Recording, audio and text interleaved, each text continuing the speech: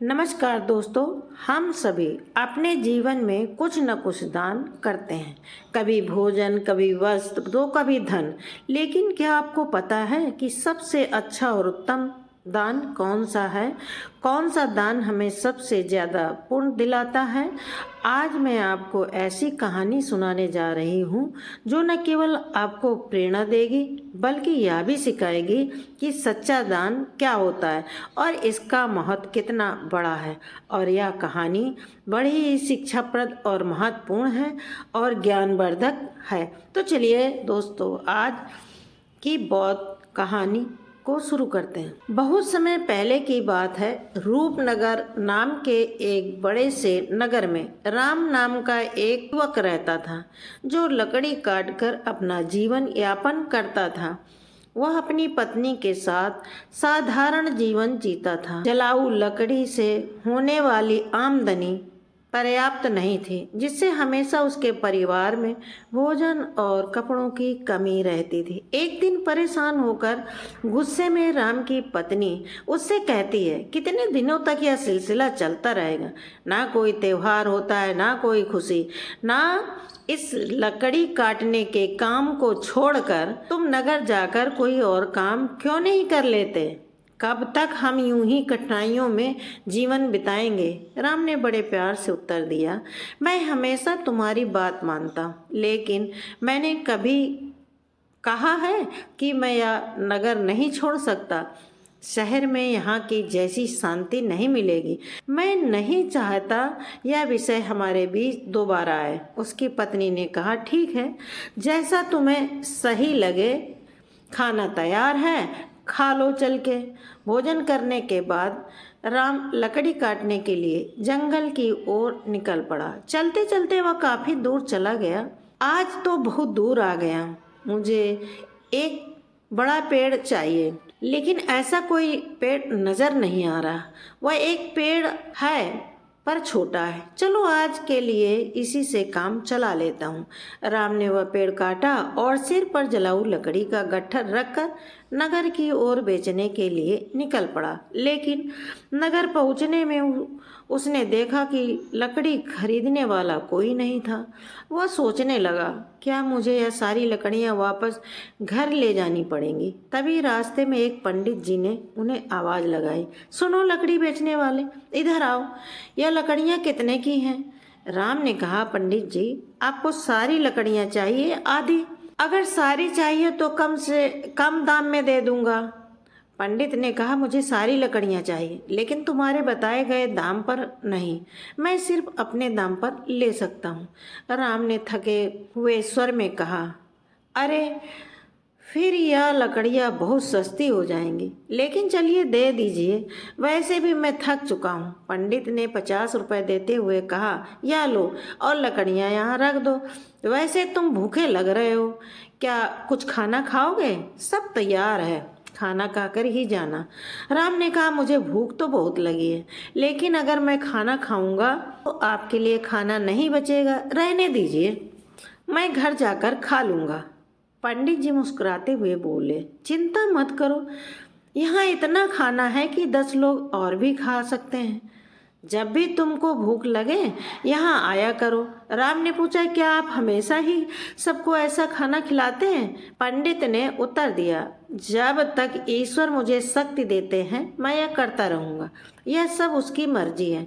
राम ने कहा, ठीक है, मैं आज खाना यहीं पर खाऊंगा। उस दिन राम ने उस पंडित के घर भर पेट भोजन किया और धन्यवाद देते हुए बोला, महाराज, आप बहुत ही दयालु हैं, नेक दिल इंसान हैं। ऐसा अच्छा काम करने में मैं आपकी मदद करना चाहता हूँ। अब से मैं आपको लकड़ियाँ मुफ्त में ही दिया करूँगा। ठीक है, अब मैं चलता हूँ। पंडित ने कहा, बेटा सकुशल जाओ। राम ने काटी हुई सारी लकड़ियाँ पंडित को मुफ्त में दे दी और घर की ओर निकल गया। घर पहुँचते उसकी पत्नी ने पूछा, इतनी देर क्यों हो गई? क्या आज लकड़ियों का अच्छा सौदा मिल गया? लाओ पैसे। राम ने उत्तर दिया, देखो, सौदा अच्छा तो नहीं था, आज केवल 50 रुपये ही मिले थे। यह लो। उसकी पत्नी ने आश्चर्य से पूछा, सच में? तुम मुझे केवल 50 रुपये दे रहे हो? मैंने सोचा था कि आज शायद 2 गुना कमा के लाओगे, लेकिन तुमने तो आधे ही दिए हैं। इतनी देर तक तुम कहाँ थे, क्या कर रहे थे? तब राम ने कहा, मैं लकड़ियाँ बेचने निकला तो था, लेकिन खरीदने वाला कोई नहीं। फिर नगर के मोहन पंडित नाम के एक विद्वान के घर चला गया। वे जो भी वहाँ जाता, पंडित जी प्यार से भोजन कराते हैं। ऐसे लोगों के लिए हमें कुछ करना चाहिए। उसकी पत्नी ने पूछा, हमेशा खाना खिलाते हैं? फिर तो वे बहुत अमीर होंगे। नहीं तो इतने लोगों को खाना कैसे खिलाते, और तुमने उनकी मदद कैसे की? राम ने कहा, वे उतने अमीर नहीं हैं जितना तुम सोच रही हो। वे एक अच्छी भावना रखते हैं और नगर के मंदिर के पुजारी हैं। वे अपनी मेहनत की कमाई से ही सबको खाना खिलाते हैं। मैंने उनकी मदद के लिए कहा, मैं उनके लिए हमेशा लकड़ियाँ 50 में ही दे दिया करूँगा। उसकी पत्नी ने कहा, इतना ही काफ़ी है, लेकिन अगर तुम 2 गट्ठर लकड़ी नहीं काट सकते तो हर दिन 50 रुपए में घर कैसे चलेगा, मुझे बताओ। राम ने उत्तर दिया, मैं अपनी हर कोशिश करूँगा और जो ईश्वर की इच्छा होगी वह होगा। आज मैंने उनके घर खाना खाया, एक दिन तुम्हें भी वहाँ ले चलूँगा। इसके बाद राम ने हर दिन जंगल से लकड़ी काटी और अपने वादे के मुताबिक पंडित को सिर्फ 50 रुपए में ही लकड़ी दे दी। पंडित भोजन करने बैठे ही थे कि बाहर से आवाज़ आई, महाराज लकड़ी लेकर आया हूँ, रुपए दे दीजिए और लकड़ियाँ ले लीजिए ताकि मैं जा सकूं। पंडित ने बाहर आकर कहा, राम मैं तुम्हें 50 रुपए नहीं दे सकता, तुम अपनी लकड़ियाँ वापस ले जाओ। राम ने कहा, पैसे कल दे देना, लेकिन लकड़ियाँ यहीं रख लीजिए, मुझे बहुत भूख लगी है। क्या आप मुझे भोजन दे सकते हैं? वैसे भी आप सबको खिलाते हैं। पंडित ने मुस्कुराते हुए कहा, बहुत अच्छे राम, पहले अपने हाथ पैर धो लो, तब तक मैं भोजन की व्यवस्था करता हूँ। पंडित ने घर के अंदर जाकर अपनी पत्नी से यह बात कही। उसकी पत्नी बोली, आपने ऐसा वादा क्यों किया? हमारे घर में खाने के लिए तो कुछ भी नहीं सिवाय उस भोजन के जो मैंने आपको परोसा है। पंडित की पत्नी बोली, इस समय हम राम को कैसे खिलाएंगे? सारा खाना खत्म हो चुका है, क्या आपको यह नहीं पता? पंडित बोले, अरे इसमें कौन सी बड़ी बात है, तुमने जो खाना परोसा है वह खाना खाने के लिए पर्याप्त है। मैं सोच रहा हूँ कि आज मैं उपवास कर लेता हूँ। अब पंडित की पत्नी बोली, मुझे बताओ तुम ऐसा कितनी बार करोगे? जब हमारे पास खुद के लिए पर्याप्त खाना नहीं है तो दूसरों के लिए इतना सब क्यों करते हो? यह सब कहाँ से आएगा? पंडित बोले, ईश्वर सब कुछ देते हैं, राम को भोजन परोस दो। पंडित ऐसे ही उन लोगों को भोजन कराते रहे, भले ही उनके पास स्वयं के लिए कुछ भी ना हो। एक दिन राम लकड़ी काटने जंगल गया। उसने सोचा, जंगल के किनारे के सारे पेड़ सूखे हैं, पहले ही काट चुका हूँ, अब तो बचे हैं वह सब हरे हैं। जंगल के अंदर जाना थोड़ा मुश्किल लग रहा है, इसमें मैं पहले कभी इतना अंदर नहीं गया। यहाँ जंगली जानवर भी हैं, अगर मुझे कुछ हो गया सोचकर वह जंगल के भीतर डरते डरते चला गया। काफी दूर निकल गया, लेकिन उसे कोई उपयुक्त पेड़ नहीं मिला। अचानक उसे एक बड़ा पेड़ दिखा। उसने सोचा, इसकी शाखा तो काफी मजबूत है, इसे काट लूं, 2-3 गट्ठर लकड़ी बन जाएंगे। पहले ही बहुत देर हो चुकी, यह सोचकर राम उस पेड़ पर चढ़ गया, उसी शाखा पर बैठ गया और काटने लगा। शाखा बहुत बड़ी थी, इसलिए काटने के बाद वह बगल के पेड़ के पास एक छोटे से टीले के पास गिर गई।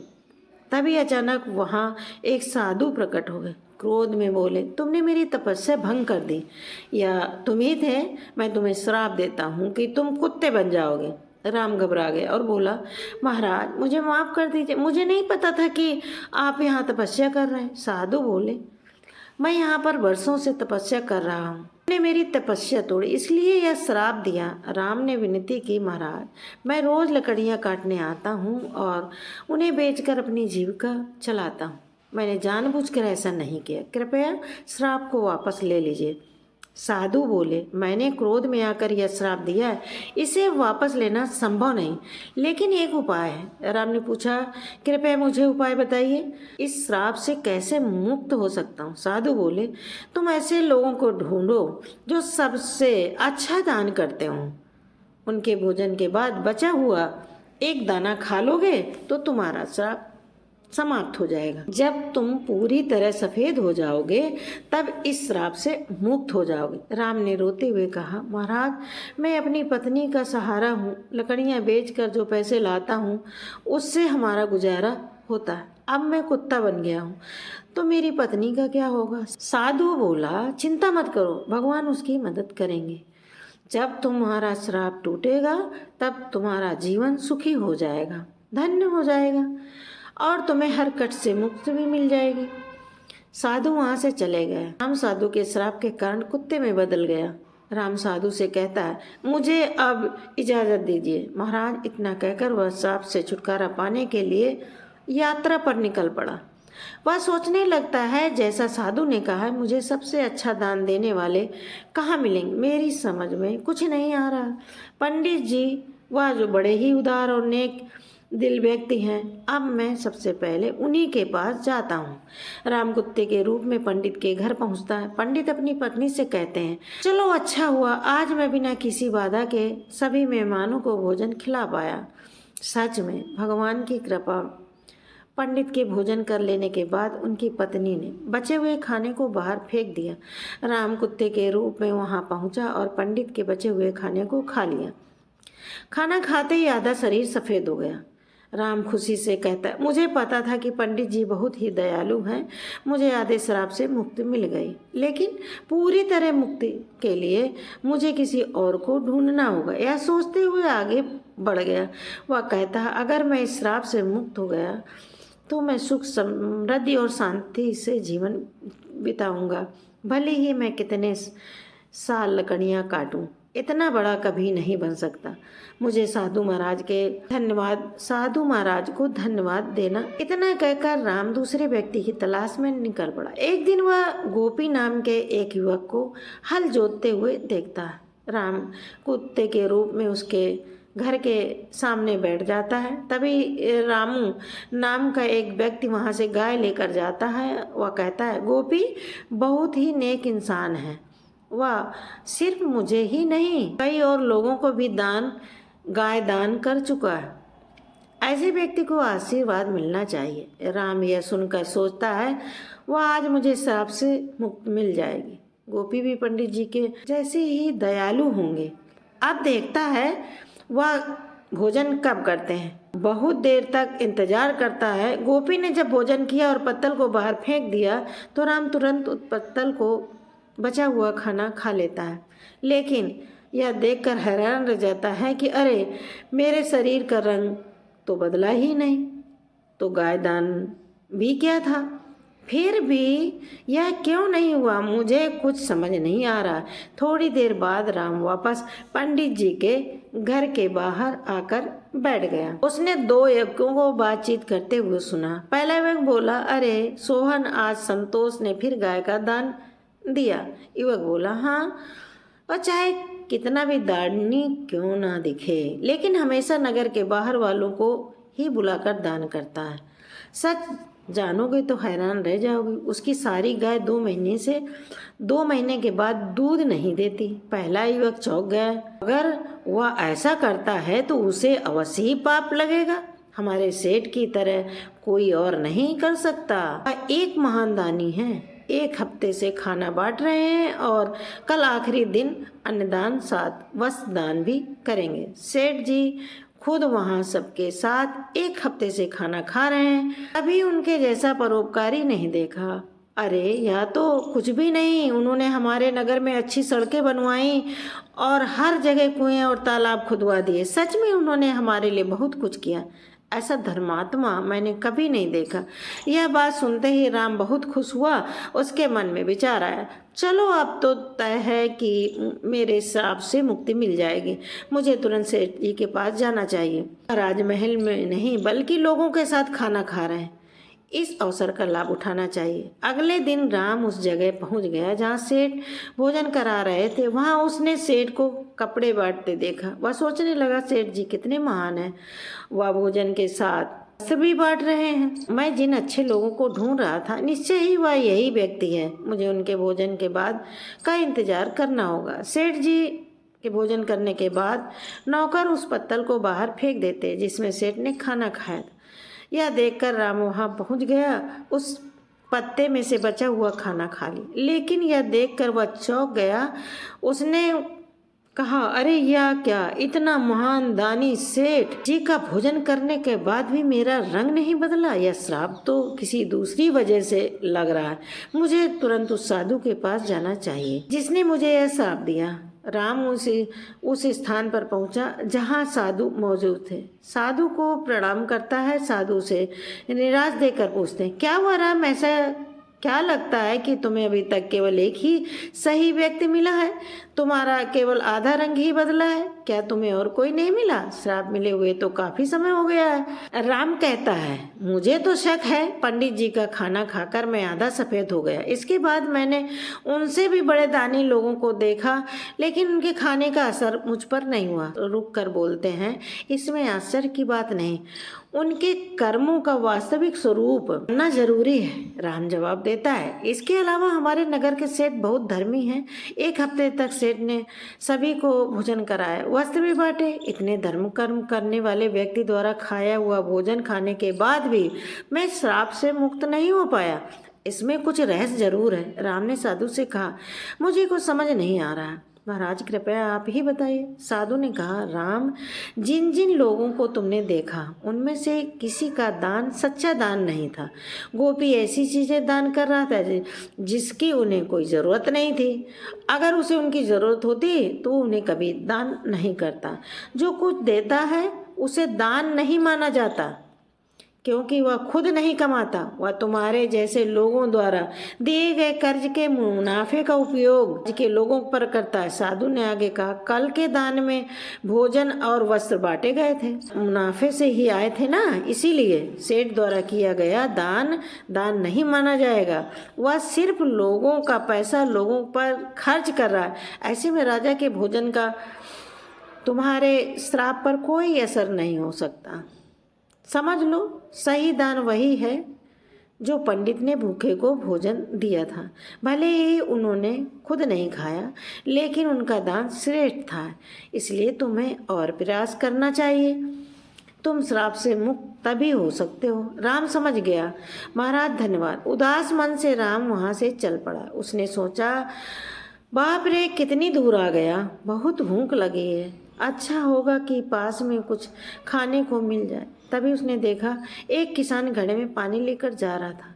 पास में दो युवक खड़े थे, आपस में बातें कर रहे थे। उस किसान को देख रहे हो, वह रोज इस धूप में पानी से भरे मटके से यहाँ से गुजरने वाले लोगों को घड़े से पानी पिलाता है। वह बूढ़ा आदमी 90 साल से अधिक का लगता है, पर फिर भी उसका काम काबिले तारीफ है। थोड़ी देर में किसान ने खाना निकाला और खाने लगा। भूखे राम को देखकर किसान ने अपने भोजन में से हिस्सा लिया और उसे दे दिया। जैसे ही राम ने वह भोजन खाया, उसका श्राप समाप्त हो गया। वह वापस इंसान बन गया। किसान को धन्यवाद दिया और खुशी खुशी वापस लौट आया। उसने सोचा, सचमुच दान कभी छोटा या बड़ा नहीं होता। भूख मिटाने वाले पंडित और प्यास बुझाने वाले इस किसान जैसा होना चाहिए। यही सच्चा दान है। सबसे अच्छा दान वही है जो अपने स्वार्थ के बजाय दूसरों की मदद के लिए किया जाए। चलते चलते राम अपनी पत्नी के पास नगर पहुंच गया और खुशी से रहने लगा। उधर पंडित ने इतना दान कर दिया था कि उसके पास खाने को भी कुछ नहीं रह गया था। जब उसकी पत्नी ने उससे कहा, पास के नगर में एक राजा रहते हैं जो पुण्य को खरीद लेते हैं, अपना कुछ पुण्य बेचकर पैसे ले आइए ताकि हमारा काम चल सके। पंडित ने पहले तो मना कर दिया, लेकिन पत्नी के बार बार कहने पर वह जाने को तैयार हो गया। उसकी पत्नी ने उसके खाने के लिए 4 रोटियां बना कर दी। पंडित जी अपने घर से चल दिए। जब वह नगर के समीप एक तालाब देखा, वहां स्नान आदि कर्मों से निवृत्त होकर वह रोटियां खाने के लिए बैठे ही थे कि एक कुतिया उसके सामने आ गई। कुतिया ने जंगल में बच्चों को जन्म दिया था। 3 दिन से कुतिया और उसके बच्चे भूखे थे। भारी बारिश के कारण वह बच्चे को छोड़कर कहीं जा भी नहीं सकती थी। पंडित ने कुतिया को भूखा देखा तो अपने भोजन में से एक रोटी उसे दे दी। कुतिया ने रोटी खा ली। फिर उसने दूसरी रोटी दे दी जिसे कुतिया ने खा लिया। इस तरह पंडित ने एक एक करके अपनी चारों रोटियां कुतिया को खिला दी। कुतिया तृप्त हो गई, लेकिन पंडित खुद भूखा रह गया और वह वहाँ से चल पड़ा। पंडित राजा के पास पहुँचा और कहा, मैं अपना पुण्य बेचना चाहता हूँ। राजा ने कहा, आप दोपहर के बाद आइए। राजा ने अपनी पत्नी से पूछा, एक विद्वान यहाँ आया है जो अपना पुण्य बेचना चाहता है। तुम्हारे अनुसार उसके पुण्य में कौन सा अच्छा है, कौन सा पुण्य सबसे बड़ा है जिसे मैं खरीद लूँ? रानी ने कहा, उसे खरीद लीजिए जो आज उसने जंगल में एक बच्चे वाली कुतिया को रोटी खिलाकर कमाया है, वही पुण्य अच्छा है। पत्नी की यह बात सुनकर राजा पंडित के पास गया और बोला, आप कौन हैं? कौन सा पुण्य मुझे देंगे? बोला, आप कौन सा पुण्य लेना चाहते हैं? राजा ने कहा, आज आपने जो यज्ञ किया हम उसी का पुण्य लेना चाहते हैं। पंडित ने कहा, मैंने आज कोई यज्ञ नहीं किया, मेरे पास इतना धन ही नहीं है कि यज्ञ कर सकूं। राजा ने उत्तर दिया, आज आपने तालाब के किनारे एक भूखी कुतिया को 4 रोटियां खिलाई हैं, बस हम वही पुण्य खरीदना चाहते हैं। पंडित ने पूछा, उस समय तो वहाँ कोई नहीं था, आपको कैसे पता चला? राजा ने कहा, मेरी पत्नी पतिव्रता है, उसने यह सब देखा और मुझे बताया।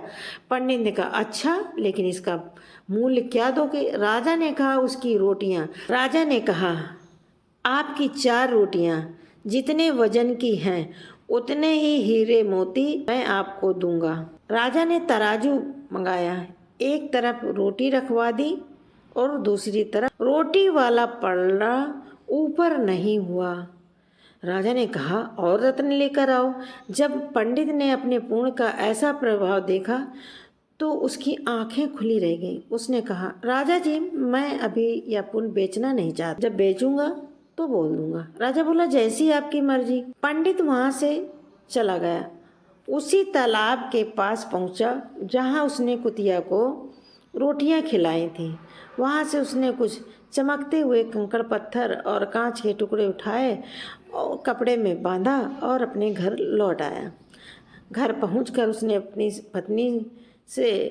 पत्नी को वो पोटली दे दी और कहा कि भोजन करने के बाद खोलेंगे। इतना कहकर वह बाहर चला गया। पत्नी के मन में पोटली खोलने की उत्सुकता थी। उसने पोटली खोली तो उसने हीरे, पन्ने और मणिक चमक रहे थे। वह बेहद प्रसन्न हुई। थोड़ी देर बाद जब पंडित वापस आए, उसकी पत्नी ने पूछा, इतने सारे हीरे पन्ने कहाँ से ले आए? पंडित ने कहा, क्यों मजाक कर रही हो? पत्नी बोली, मजाक नहीं कर रही हूँ, मैं खुद पोटली खोल कर देखी हूँ, उसमें बेशकीमती हीरे पन्ने भरे पड़े हैं।